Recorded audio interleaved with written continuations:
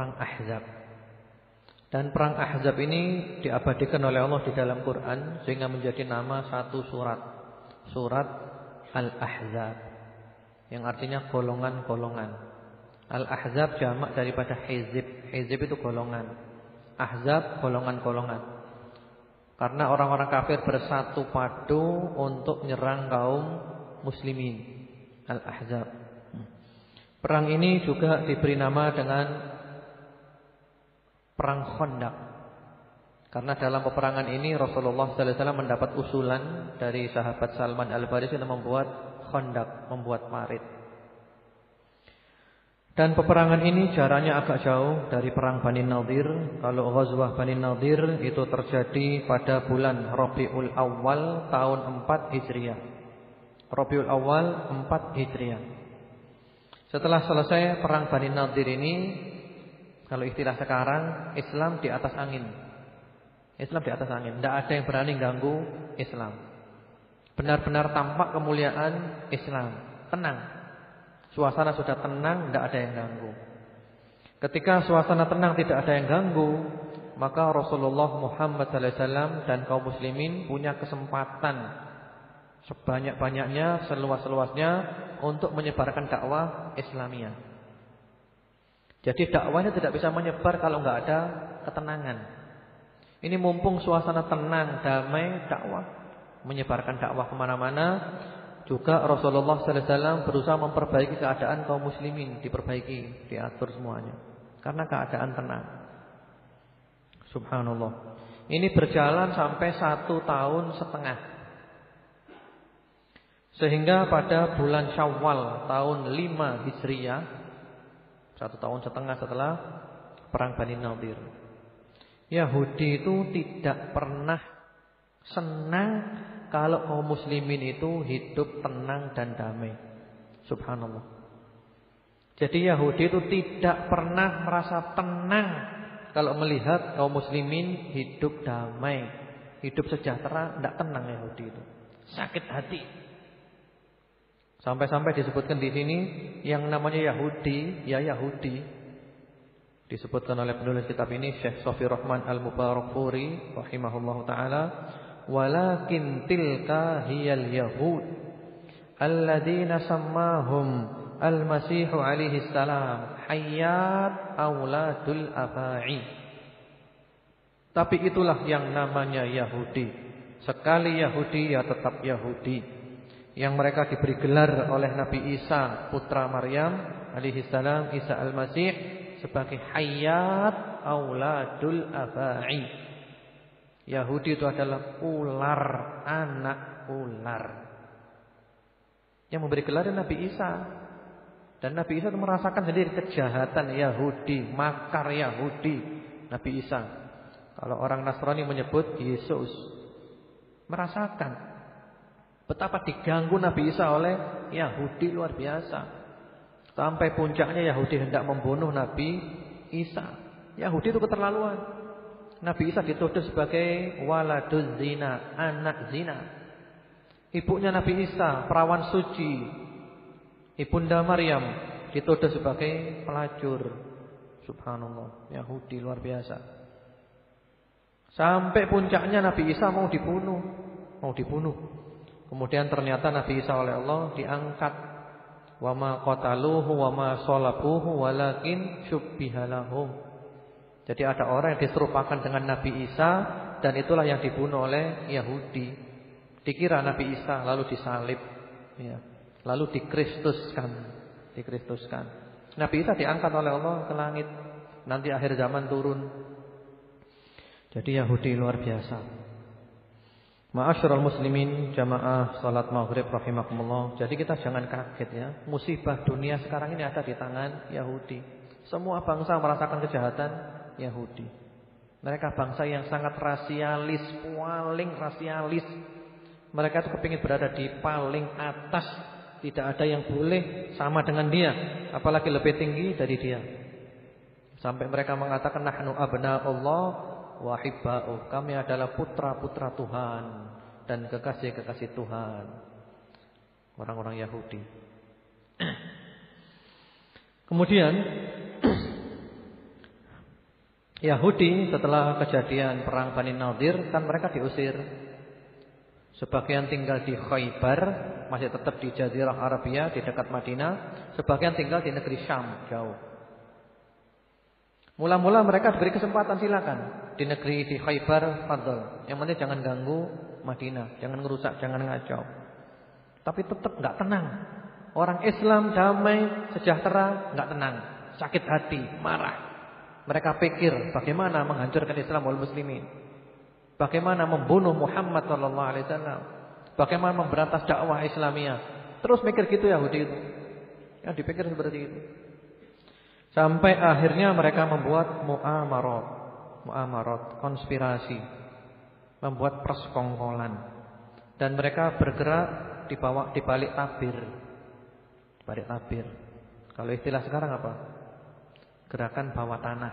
Ya, kayak cacing. Gerakan bawah tanah. Ini bahaya gerakan bawah tanah ini. Gerakan bawah tanah. Selalu cari kesempatan. Dan mereka berusaha mengumpulkan kabilah-kabilah, suku-suku Arab sebanyak-banyaknya diprovokasi untuk nyerang Madinah. Subhanallah. Akhirnya bergerak 20 tokoh pemuka Yahudi. 20 orang. 20 orang ini bergerak menghubungi orang-orang kafir Quraisy, dihubungi. Mereka diprovokasi. Ayo, kita serang Madinah. Murah-murah orang Quraisy sudah takut semuanya. Islam sudah luar biasa, Islam di atas angin sekarang. Tapi diprovokasi oleh Yahudi. Ayo kita serang Madinah. Kita bersatu padu menyerang Madinah. Ternyata orang-orang Quraisy nyambut. Bahkan Yahudi memberi jaminan, kita pasti menang. Islam pasti kalah, Muhammad pasti dibasmi, dibantai. Kemudian datang kepada suku Ghatfan. Suku Ghatfan semuanya nerima. Sampai terkumpul sekian ribu orang dan telah diatur sedemikian rapi program yang hendak mereka laksanakan, dan diharapkan seluruhnya ini nanti berangkat ke Madinah dan ketemu di Madinah dalam satu waktu. Diatur demikian rupa. Jumlahnya berapa Ahzab ini? Nanti kita akan lihat jumlah mereka tidak tanggung-tanggung. 10.000 pasukan. Jadi ini diprovokasi, diatur, berangkat semuanya, nanti ketemu hari apa di Madinah. Dan mereka ketemu pada satu waktu itu, dan mereka hendak menyerbu Madinah langsung. Kalau Madinah disikat langsung habis.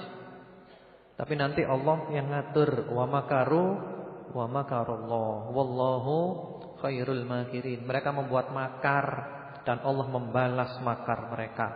Dan Allah adalah sebaik-baik pembalas makar. Kita lihat di sini ma'asyiral muslimin jamaah salat maghrib rahimakumullah. Ada beberapa faedah yang bisa kita ambil dari potongan kejadian ini. Pertama-tama tadi, dakwah ini tidak akan pernah bisa berjalan lancar kalau suasana itu tidak tenang, enggak kondusif. Enggak bisa dakwah jalan lancar. Kalau suasana itu ribut terus, enggak bisa dakwah. Dan subhanallah, Yahudi itu pandai. Yahudi itu pandai memberi PR kepada kaum muslimin, dikasih PR terus. Muslimin ini dibuat untuk supaya tidak menyebarkan dakwah Islamiyah, tidak memungkinkan menyebarkan dakwah, tidak bisa melebarkan sayap.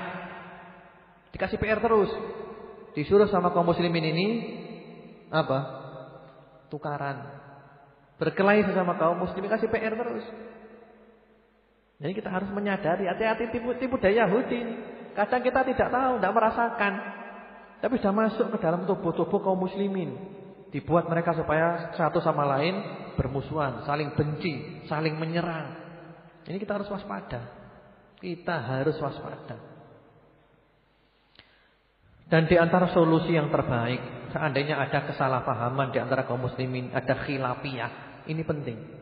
Antara kelompok satu dengan kelompok lain ada khilafiyah. Yang perlu kita tanyakan cuma satu aja. Letak perbedaan yang prinsip di mana? Itu aja. Kalau ada kelompok ini dengan kelompok ini ribut, tanyakan aja. Letak perbedaan yang prinsip di mana? Ya. Gak bisa nunjukkan dia. Ternyata bedanya beda dalam masalah-masalah yang bukan prinsip. Masalah cabang-cabang, masalah ijtihad, masalah pemikiran yang berbeda. Ya, bukan prinsip. Kita harus bergandengan tangan, bukan prinsip. Ini penting. Jangan mau kita diadu domba. Kita dibuat lemah dengan tukaran terus, ribut, ini serang sana, ini nggak bisa kerja. Makanya Rasulullah ketika ada waktu luang, waktu santai, nggak ada musuh, kerja, dakwah terus. Jadi begitu dikasih PR, ribut sendiri nanti, ribut sana, ribut sini. Apalagi naudzubillah kalau ada saling kelompok dengan kelompok, saling iri, saling dengki. Naudzubillah. Apalagi yang mungkin sudah sering saya katakan ya, kalau sudah diterapkan manajemen konflik, apalagi bisnis konflik. Yayasan, organisasi dibuat untuk mencari uang, mata pencaharian. Akhirnya mereka membuat Islam sama dengan bisnis. Yang dipakai cara-cara orang bisnis. Kalau saya tidak mematikan bisnis mereka, mereka akan matikan bisnis saya. Supaya bisnis saya laku, bisnis mereka harus saya hancurkan dulu supaya laku. Nah ini banyak gini, banyak. Dia angkat-angkat dulu lalu dijatuhkan. Iya, subhanallah. Ini Yahudi. Insyaallah yang namanya ahli sunnah wal jamaah, yang di dalamnya kelihatannya banyak beda dan itu. Kalau kita mau jujur, kita mau tanya, mana sih beda yang prinsip itu? Tidak ketemu. Lebih banyak beda-beda dalam masalah furu'iyah, cabang-cabang. Memang kalau ahli sunnah dengan yang selain ahli sunnah memang bedanya prinsip ya. Tapi kalau sesama ahli sunnah wal jamaah, bedanya bukan masalah yang prinsip. Contoh paling gampang, organisasi terbesar di Indonesia, NU dengan Muhammadiyah. Coba cari letak beda yang prinsip di mana? Coba cari, ketemu enggak? Ya Pak, ini belum kasih PR ini. Coba sekarang dicari letak beda yang prinsip di mana? Ujung-ujungnya enggak ada yang prinsip. Ada pun paling sangat minim. Lebih banyak ketemunya daripada bedanya. Ini penting sekali. Jadi kalau soalnya umat Islam kalau tukaran terus, saling serang terus, apalagi saingan, diterapkan manajemen enggak bisa dakwah ini jalan. Yang kasihan tuh umat ini korban, umat ini bingung nanti. Umat ini bingung. Nah ini ulamanya tukaran sendiri. Ini nyerang sini, nyerang sana, ini jatuhkan sini, ini jatuhkan sana. Akhirnya orang menilai sama-sama jeleknya. Ini menurut ini jelek, itu menurut ini jelek. Semuanya berarti sama-sama jeleknya. Naudzubillah. Di sinilah sebagian ulama mengatakan di antara solusi yang terbaik ya tadi itu ya, menancapkan beda yang prinsip, kemudian juga tazkiyatun nufus, masing-masing kita membersihkan diri daripada kotoran-kotorannya. Karena kalau jiwa masih kotor, dakwah dimasuki oleh jiwa-jiwa yang kotor, maka dakwah menjadi kotor. Sehingga perlu jiwa-jiwa yang bersih, tazkiyatun nufus yang terjun dalam dakwah. Insyaallah mudah-mudahan bisa menyelesaikan banyak masalah-masalah di medan dakwah. Kemudian di antara kandungan kisah yang bisa kita ambil di sini yaitu tentang siapa itu Yahudi. Jangan pernah kita melupakan makar Yahudi yang para nabi telah mengklaim mereka, termasuk Nabi Isa yang mengatakan Yahudi adalah ular putra, ular anak daripada ular. Kemudian di antara kandungan kisah ini pula bahwa Yahudi selalu mengadakan konspirasi, persekongkolan, muamarah. Bagaimana caranya supaya seluruh orang kafir diajak bersatu untuk menghantam kaum muslimin. Dan subhanallah, orang kafir itu mau bersatu di antara mereka demi untuk menyerang kaum muslimin. Tafarraqa syamluhum illa alaina fasirna kal farisati lil kilab. Mereka bercerai-berai, tapi kalau untuk menghadapi Islam mereka mau bersatu. Yang penting Islam dihancurkan. Apalagi sekarang ini dianggap Islam ini membahayakan. Orang-orang kafir semuanya terkumpul dalam kelompok kapitalis sekarang ini. Dan musuh mereka yang paling berat adalah Islam. Tapi alhamdulillah Islam masih punya, orang Islam masih punya senjata yang paling kuat. Kaum kapitalis itu punya senjata lengkap, nuklir semuanya punah, teknologi. Islam enggak punya. Tapi Islam punya yang lebih hebat dari itu. Islam punya semangat bela agama. Semangat bela agama. Orang Islam walaupun enggak punya nuklir, enggak punya apa-apa, tapi ada semangat bela agama. Bahkan rela mengorbankan segala-galanya demi bela agama. Harta nyawa demi agama. Ini hebat. Cuma perlu ditambah satu lagi di Islam itu. Akhlakul karimah. Ini yang kita sekarang kurang. Semangat bela agama bagus, cuman akhlakul karimah ini yang kurang. Sehingga kadang banyak orang kurang simpati dengan kaum muslimin karena kurangnya akhlakul karimah. Ini senjata yang luar biasa. Insyaallah kaum kapitalis kalah dengan dakwah akhlakul karimah ini. Kemudian ma'asyiral muslimin jamaah salat maghrib rahimakumullah, dari sini kita lihat bahwa orang kafir itu juga berjihad. Orang kafir itu usaha, payah, capek demi membela kekafiran mereka, demi membasmi Islam. Bagaimana dengan orang Islam? Masa kita enggak mau payah, enggak mau capek membela kebenaran? Mereka kalau sakit ya sakit dunia, sakit akhirat.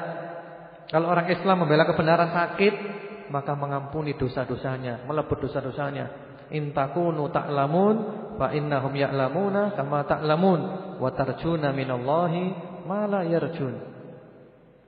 Coba di sini kita lihat 20 tokoh Yahudi berangkat bisa mengumpulkan 10.000 orang.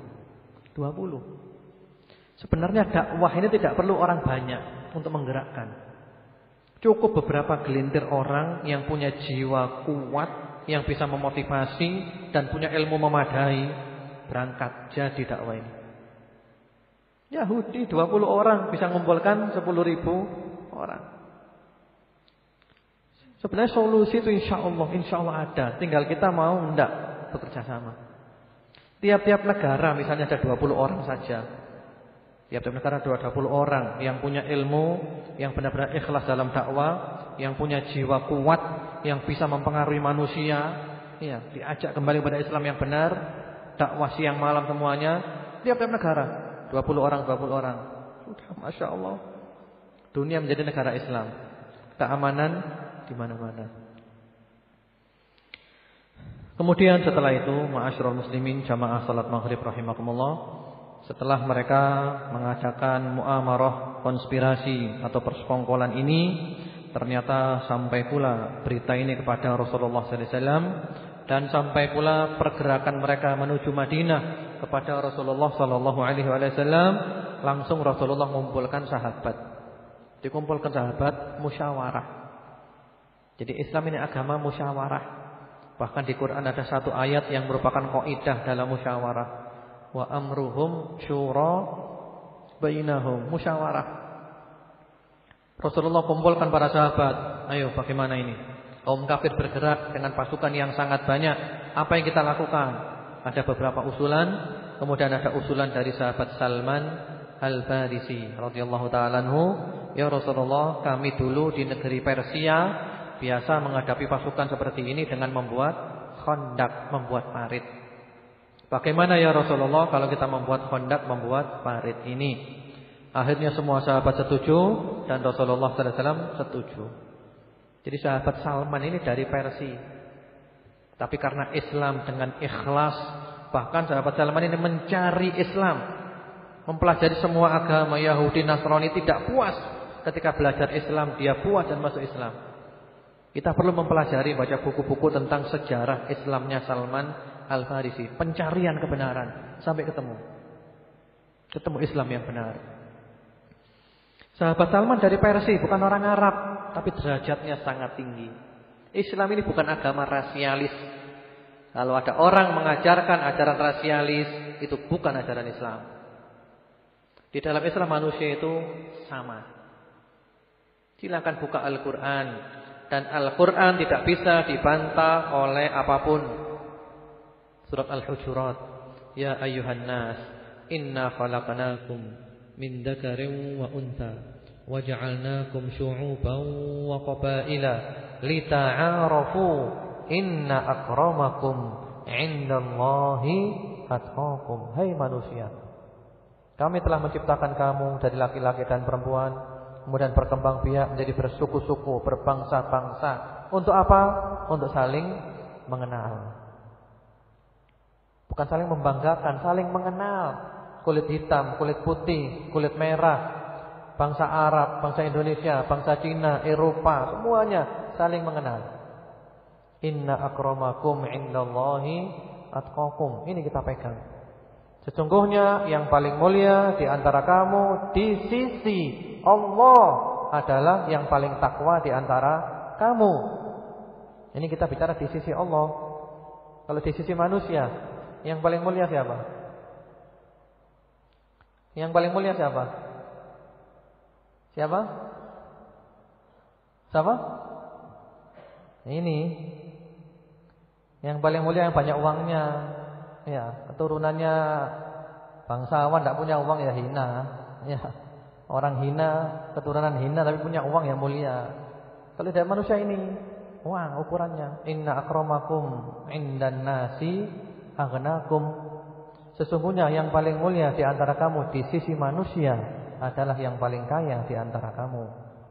Bukan Al-Hujurat gitu ya. Bukan itu. Yang paling mulia yang paling punya harta. Sehingga sahabat mengatakan orang kaya itu kalau ngomong didengar. Kalau ngelamar anaknya orang diterima, tidak ada yang nolak. Kalau dia memberi rekomendasi surat sakti langsung dikabulkan karena kaya. Kalau orang miskin kalau ngomong tidak ada yang mau dengar, miskin. Kalau ngelamar anaknya orang ditolak. Kalau memberi rekomendasi ya tidak ada yang mau terima. Siapa ini? Kaya. Tapi di sisi Allah adalah takwa. Ini agama Islam, bukan rasialis Islam itu. Kita buka Quran. Di Quran diseru adalah ya ayyuhan nas, ya ayyuhalladzina amanu. Hai manusia, hai orang-orang beriman. Sama. Manusia sama, orang beriman sama.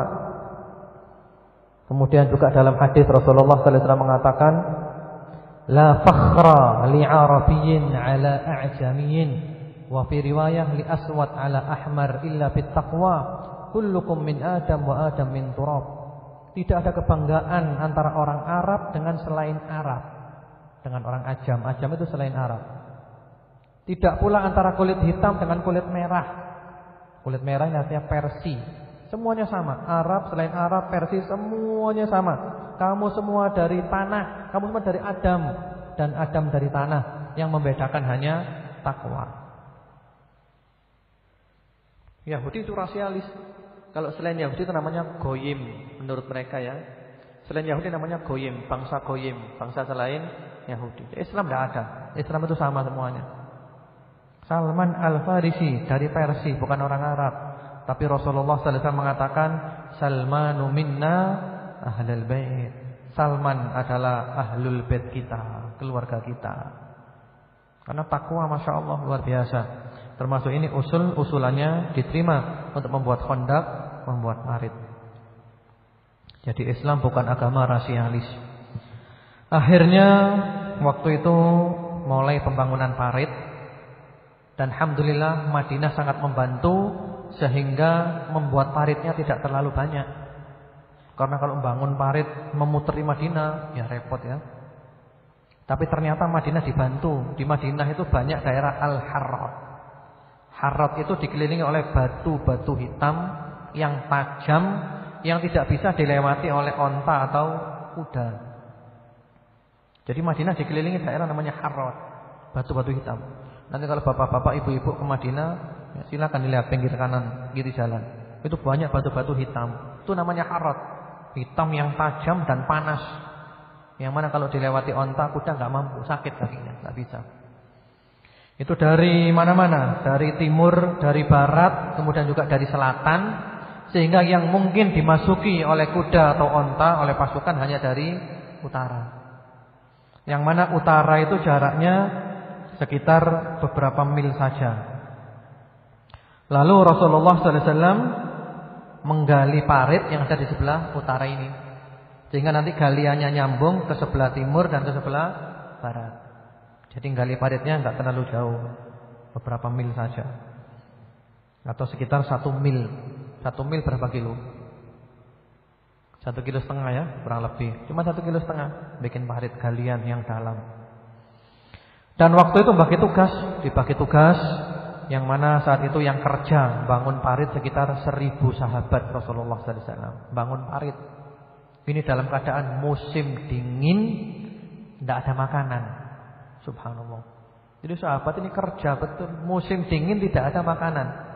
Yang mana Madinah kalau sudah musim dingin itu sampai 5 derajat Celcius. Ya, sampai sekarang pecah-pecah. pecah-pecah, ini pecah-pecah. Dan dulu tidak ada vaselin. Ya, sabar, apalagi tidak ada makanan, perut kosong, tambah dingin sekali. Dan dibagi tugas, tiap-tiap 10 orang laki-laki menggali 40 dirok, 40 hasta. Dan subhanallah, Rasulullah Muhammad SAW terjun langsung. Rasulullah tidak mentang-mentang beliau mandor nyuruh orang, tidak, beliau terjun langsung, kerja langsung. Rasulullah Muhammad SAW. Dan untuk supaya tidak terlalu capek, maka mereka saling mengumandangkan syair. Kalau sekarang ini istilahnya anasyid, saling saut-sautan. Ini mengumandangkan beberapa bait puisi, yang sana jawab. Ini mengumandangkan lagi, yang sana jawab. Sahabat mengumandangkan, Rasulullah jawab. Rasulullah mengumandangkan, sahabat jawab. Tujuannya adalah memotivasi supaya tambah semangat. Di antara anasyid yang mereka katakan saat itu, Allahumma la aisha illa aishul akhirah, farhamil ansar wal muhajirah. Ya Allah, tidak ada kehidupan kecuali kehidupan akhirat, maka sayangilah orang-orang ansar dan muhajirin. Jawab-jawaban. Jadi anasyid tujuannya untuk membangkitkan semangat, motivasi, tidak capek. Dan mereka menghadapi berbagai macam kesulitan, tapi mereka tetap jalan terus walaupun sulit. Apalagi Rasulullah terjun langsung, mereka semakin termotivasi untuk bangun parit, karena tidak mentang-mentang dibiarkan begitu saja. Dan waktu itu hanya ada satu wadah, satu tangan ini, satu kaf, satu wadah tangan daripada gandum untuk 1000 orang. Untuk masak pun tidak ada. Yang ada hanya minyak yang sudah kadaluarsa. Minyak sudah basi. Nah, terpaksa dimasak juga, sehingga menimbulkan bau yang kurang sedap. Dan terpaksa mereka makan. Untuk ditelan pun sulit. Rasanya nggak bisa masuk ditelan, tapi terpaksa demi untuk supaya nggak mati lapar. Dilakukan bangun parit. Macul-macul. Dingin, lapar. Akhirnya mereka datang kepada Rasulullah sallallahu alaihi wasallam. Enggak ada makan ya Rasulullah, kami lapar ya Rasulullah. Ngadu ke Rasulullah sallallahu alaihi wasallam. Sambil mereka menunjukkan, ya Rasulullah, ini sudah saya ganjal dengan batu satu ya Rasulullah. Ada batu jadi ganjal. Ya Rasulullah. Rasulullah itu paling tidak senang kalau ada orang tidak sabar. Rasulullah kalau melihat sahabatnya tidak sabar, bukan Rasulullah, aduh kasihan kamu ya. Enggak. Rasulullah dimotivasi. Kamu ini gini aja tidak sabar. Dimotivasi. Supaya sabar. Di sini Rasulullah menunjukkan, kalau kamu baru mengganjal perutmu dengan satu batu, ini loh kamu lihat, 2 batu untuk ganjal perut saya, kata Rasulullah sallallahu alaihi wasallam. Allahumma shalli wa sallim alaihi wa ala alihi. Jadi kalau kamu baru 1 batu di perutmu, saya sudah 2 batu. Saya lebih lapar dari kamu. Yang sabar. Subhanallah, motivasi.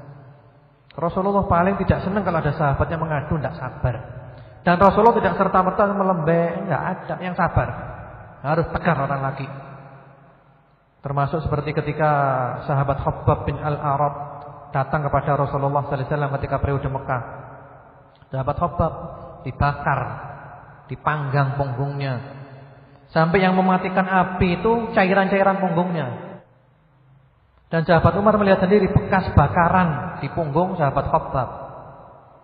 Sahabat Khabbab enggak kuat, datang ke Rasulullah, ya Rasulullah, ala tad'u lana, ala tastansiru lana ya Rasulullah.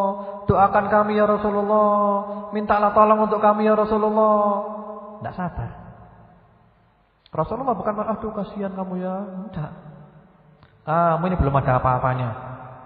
Umat-umat terdahulu ada yang dibawa datang, digeraji jadi 2, terbelah jadi 2 tubuhnya, tapi tetap istiqomah membela agama Allah. Orang-orang zaman dulu ada disisir dengan sisir dari besi, kulitnya terkelupas, kelihatan dagingnya, kelihatan tulangnya, tapi tetap istiqomah. Lalu Rasulullah mengatakan, wallahi la yutimmannallahu hadzal amra hatta yasira ar-raqib min Sun'a ila Hadramut la yakhafu illa Allah wa dhi'ba ala ghanamih walakinnakum tasta'jilun. Rasulullah motivasi, demi Allah Islam pasti menang. Islam menyebar kemana-mana dan keamanan di mana-mana. Walakinnakum tasta'jilun. Akan tapi kamu terburu-buru. Jangan keburu-buru, yang sabar, yang sabar. Subhanallah. Jadi sudah lapar ya. Mereka mengganjal perutnya dengan 1 batu. Ternyata Rasulullah sudah mengganjal perutnya dengan 2 batu. Sudah mau apa lagi? Kalah sudah mereka. Kemudian ma'asyiral muslimin jamaah salat maghrib rahimakumullah, ketika perang Ahzab ini ada mukjizat-mukjizat, ayat-ayat yang diberikan Allah kepada Rasulullah sallallahu alaihi wasallam. Di antaranya sebuah kisah menarik. Waktu itu sahabat Jabir radhiyallahu taala anhu melihat Rasulullah sudah sangat lapar, sahabat Jabir tidak tega. Lalu sahabat Jabir datang kepada istrinya untuk disuruh masak untuk beri makan Rasulullah sallallahu alaihi wasallam. Dan sahabat Jabir punya kendaraan, disembelih, dimasak untuk beri makan Rasulullah sallallahu alaihi wasallam. Jadi kendaraannya disembelih, bahimah, hewannya disembelih, kemudian gandum dimasak beberapa sok, 1 sok, 2,5 kilo. Setelah masak, lalu sahabat Jabir ini sembunyi-sembunyi datang. Ketika itu Rasulullah dengan beberapa sahabat, Rasulullah divisi, ya Rasulullah, pandol ke rumah ya Rasulullah, di tempat saya ada makanan. Sembunyi-sembunyi supaya yang lainnya tidak tahu. Yang penting pokok Rasulullah makan. Dan ternyata Rasulullah tidak seperti kita. Kalau kita ya alhamdulillah wis yo kulai tekno ae. Jangan ada yang tahu, supaya kita dapat banyak. Rasul tidak seperti kita. Rasulullah tidak mau. Saya makan, sahabat saya lapar, saya tidak mau. Ayo, ya ahlal Khandaq, fadlu. Hai orang-orang Khandaq, fadl, makan semuanya. Jumlahnya berapa? 1000 orang. Sahabat Jabir dan istrinya ini takut luar biasa. Ya apa ini 1000 orang ini? 1000 orang, kasih makan apa? Tapi terjadilah mukjizat yang luar biasa. Akhirnya ternyata mereka semuanya makan, mereka semuanya kenyang, dan makanan masih utuh semuanya. Subhanallah. Inilah mukjizat. Sehingga termotivasi, tambah mantap, tambah yakin, tambah istiqomah. Ini di antara fadilahnya mukjizat. Subhanallah, Rasulullah Muhammad SAW. Inilah pemimpin. Jadi tidak mau dia merasakan senang rakyat susah, tidak mau. Kalau senang bersama, kalau susah bersama. Bahkan kalau bisa, kalau senang rakyatnya senang dulu, kalau susah pemimpinnya susah dahulu. Masya Allah, pemimpin yang adil, ahli surga. Sahabat Umar bin Khattab radhiyallahu taala anhu. Kemudian setelah itu saudara dari seorang sahabat, yaitu sahabat An-Nu'man bin Bashir, ada saudara perempuannya, itu datang membawa segepok kurma untuk ayahnya dan untuk pamannya. Tujuannya untuk ayah dan untuk pamannya saja. Kemudian kurma itu oleh Rasulullah ditaruh di atas baju dan digoyang-goyang oleh Rasulullah sallallahu alaihi wasallam. Lalu Rasulullah berdoa dan dipanggil, "Hai ahlil Khandaq, fadhol, silakan makan kurma semuanya." Nah, ini takut ini. Kurma cuma berapa kilo saja. Dan ternyata subhanallah semuanya makan. Dan ternyata kurma masih ada, masih jatuh dari kain itu. Ini mukjizat lagi. Mukjizat. Tujuannya mukjizat adalah untuk menguatkan jiwa, menambah semangat, dia istiqomah, orang tambah semangat, tambah istiqomah, tambah yakin. Setelah Rasulullah SAW meninggal, mukjizat tidak ada, tapi masih ada karomah, karomatul aulia. Ini ada keramatnya para wali, keramat itu ada. Dan termasuk ini akidah ahli sunnah wal jamaah. Wa nu'minu bi karomatil aulia. Kami iman dengan keramatnya para wali. Wali, orang yang beriman dan bertakwa. Ada kalanya kejadian besar, tujuannya untuk menjadikan dia tambah istiqomah, tambah yakin, tambah mantap, dan supaya orang juga tambah yakin, tambah mantap. Tapi keramat bukan sulapan ya. Keramat itu kejadian luar biasa yang terjadi tiba-tiba, sekonyong-konyong. Kalau disuruh ngulang lagi nggak bisa, bukan mainan. Jadi bukan tiba-tiba lampunya gini kan ya. Malah ngundang orang di stadion. Ini loh saya keramat. Wah, bukan keramat itu. Itu dari jin. Jadi keramat tiba-tiba, sekonyong-konyong. Disuruh ngulang lagi nggak bisa. Kemudian setelah itu ma'asyiral muslimin jamaah salat maghrib rahimakumullah, ada pula kejadian yang luar biasa yang sangat menarik. Sahabat Jabir dan teman-temannya waktu gali parit tiba-tiba mendapatkan tanah yang sangat keras, nggak bisa dicangkul, tanah itu sangat keras. Lalu Rasulullah SAW mengetahuinya. Rasulullah datang dan langsung Rasulullah memukulnya dengan cangkul. bil mi'wal, dengan cangkul, dipukul oleh Rasulullah. Langsung jadi pasir yang lembut. Subhanallah. Ini dalam keadaan lapar, dingin. Jadi Rasulullah orang yang oleh Allah diberi kekuatan luar biasa. Dipukul, sekali pukul jadi pasir yang lembut. Kemudian setelah itu ada lagi sahabat Al-Bara dan teman-temannya ketika menggali parit mendapatkan ada batu yang besar, batu besar keras, ganggu, tidak bisa digali. Ada batu besar dan keras. Lalu setelah mengetahui ini Rasulullah sallallahu alaihi wasallam datang dan langsung Rasulullah bawa cangkul ya. Rasulullah mengucapkan bismillah, pukul. Sekali pukul mengeluarkan sinar, gitu ya. Sambil Rasulullah mengatakan Allahu Akbar, u'titu mafatih Syam wa inni la anduru ila qusurihal hamra as-sa'ah. Bismillah, das memancar cahaya. Langsung Rasul mengatakan Allah Maha Besar, sungguh telah diberikan kepadaku perbendaharaan negeri Syam, dan aku saat ini telah melihat istana-istananya. Jadi Rasulullah mengatakan negeri Syam bakal kita kuasai, negeri Syam telah di tangan kita. Ini batunya cuil satu, masih belum hancur. Lalu dipukul yang kedua kalinya sambil Rasulullah mengatakan kita bakal menguasai Persia, Persia telah di tangan kita. Dipukul yang ketiga kalinya kita pasti menguasai negeri Yaman, Yaman sekarang ada di tangan kita. Dan batunya hancur dengan 3 kali pukulan. Ma'asyiral muslimin, inilah jiwa yang kuat. Kita lihat sekarang, dalam keadaan apa Rasulullah mengatakan ini? Dalam keadaan lapar, dalam keadaan sulit, dikepung musuh, dalam keadaan takut. Tapi Rasulullah punya jiwa yang besar. Ya inilah namanya yakin dengan pertolongan Allah Subhanahu wa taala. Yakin. Ini kalau orang biasa akan mengatakan ini gila orang ini. Oh, dalam keadaan lapar, makan aja tidak ada, dikepung musuh, kok dia bilang mau menguasai Syam, menguasai Persia, menguasai Yaman. Ini orang gila ini. Tapi jiwa, kalau sudah iman bicara, mantap. Mantap. Ma'asyiral muslimin jamaah salat maghrib rahimakumullah. Islam ini pasti menguasai dunia. Ini kita jangan pernah ragu sedikit pun. Islam pasti menguasai dunia. Orang suka tidak suka, mau tidak mau, senang tidak senang, Islam pasti menguasai dunia. Perkotaan, pedesaan Islam masuk semuanya. Jangan khawatir. Tinggal tunggu saatnya. Sekarang dalam keadaan sulit seperti ini seperti ibaratnya kita lagi minum obat. Sakit minum obat, minum jamu, pahit. Sebentar lagi insyaAllah kita akan sembuh. Contohnya ini saja. Dalam keadaan sulit Rasulullah jamin Syam di tangan, Yaman di tangan, Persia di tangan. Ini negara-negara adidaya ini. Zaman dulu negara adidaya. Bahkan juga kita jangan pernah melupakan surat Al-Furqan ayat 1. Surat Makkiyah turun di Mekah, tapi jelas-jelas mengatakan Islam menguasai seluruh dunia.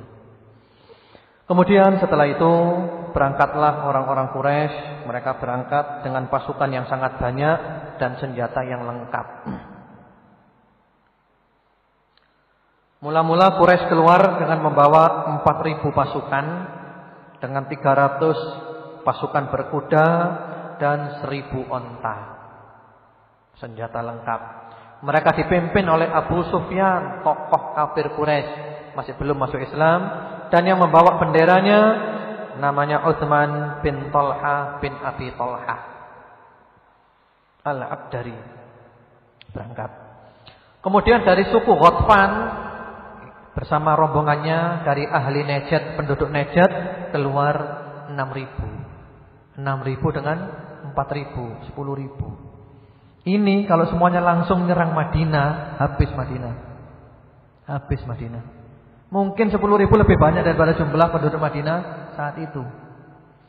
Tapi subhanallah, dikepung Madinah ya, dikepung, dikelilingi oleh mereka, dan keadaan benar-benar mencekam. Allah Subhanahu wa taala mengabadikan kisah ini di dalam surat Al-Ahzab ayat nomor 22 dan ayat-ayat setelahnya. Allah mengatakan Di ayat sebelumnya dulu, ayat nomor 10, kata Allah, "Idz ja'ukum min fawqikum wa min asfala minkum wa idz zaghatil absaru wa balaghatil qulubul hanajira wa tadhunnuna billahi dzununa hunalika batuliyal mu'minuna wa zulzilu zilzalan syadida." Al-Ahzab ayat nomor 10 dan 11. Yaitu ketika mereka golongan musuh datang kepadamu dari atas dan dari bawahmu, dan ketika penglihatanmu terpana dan hatimu menyesak sampai ke tenggorokan. Siapa enggak takut? Waduh, gemetarin luar biasa lihat orang segini banyak, dari atas dari bawah semuanya datang. Takut sampai-sampai diibaratkan oleh Allah, hati sudah menyesak sampai ke tenggorokan, sesak sudah, luar biasa. Dan kamu berprasangka yang bukan-bukan terhadap Allah. Ini kalau orang munafik sudah goncang, suudzon kepada Allah, dan terbukti memang. Disitulah diuji orang-orang mukmin dan digoncangkan hatinya dengan goncangan yang sangat dahsyat. Inilah ujian Allah. Kita iman atau tidak.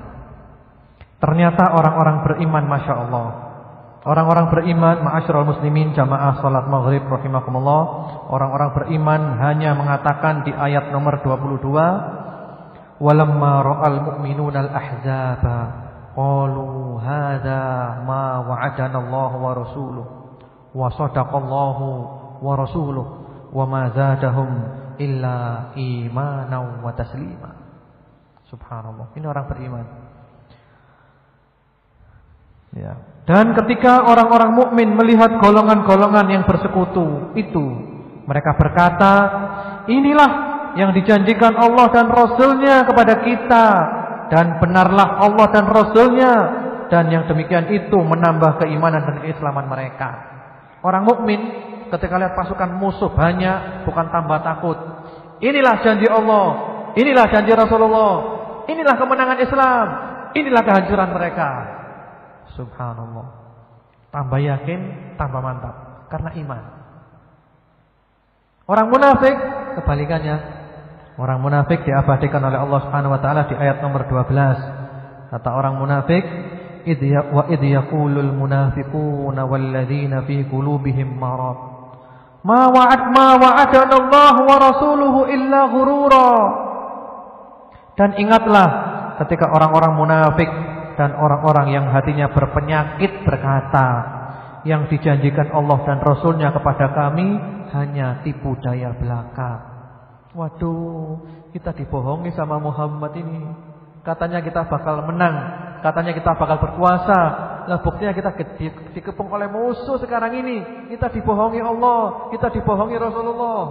Subhanallah, luar biasa. InsyaAllah kita lanjutkan pada waktu berikutnya. Nanti masih ada kisah-kisah yang sangat menarik, termasuk duel antara sahabat Ali dengan Amr bin Abdi Wud. Duel. Amr bin Wud ini orang yang luar biasa, gagah perkasa, tapi dibantai oleh sahabat Ali bin Abi Thalib radhiyallahu taala anhu. Mudah-mudahan bermanfaat. Mudah-mudahan kajian sirah ini menambah semangat kita, dan mudah-mudahan kita bisa mencontoh mereka. Mudah-mudahan Allah Subhanahu wa taala menjadikan kita semakin cinta kepada Rasulullah sallallahu alaihi wasallam dan mengikuti ajarannya lahir batin. Mudah-mudahan kita diwafatkan di atas agama Rasulullah sallallahu alaihi wasallam, dikumpulkan dalam kelompok Rasulullah sallallahu alaihi wasallam, dan kelak hari kiamat mendapat syafaat Rasulullah sallallahu alaihi wasallam, diberi minum dari al-haud telaga Rasulullah sallallahu alaihi wasallam, dan kita dimasukkan surga bersama-sama Rasulullah sallallahu alaihi wasallam, bersama para nabi, siddiqin, syuhada dan salihin. Mudah-mudahan Allah jadikan kita istiqamah dan umur kita ditutup dengan husnul khatimah. Allahumma salli ala Muhammad wa ala ali Muhammad walhamdulillahirabbil alamin. Subhanakallahumma bihamdika asyhadu an la ilaha illa anta astaghfiruka wa atubu ilaik. Assalamualaikum warahmatullahi wabarakatuh.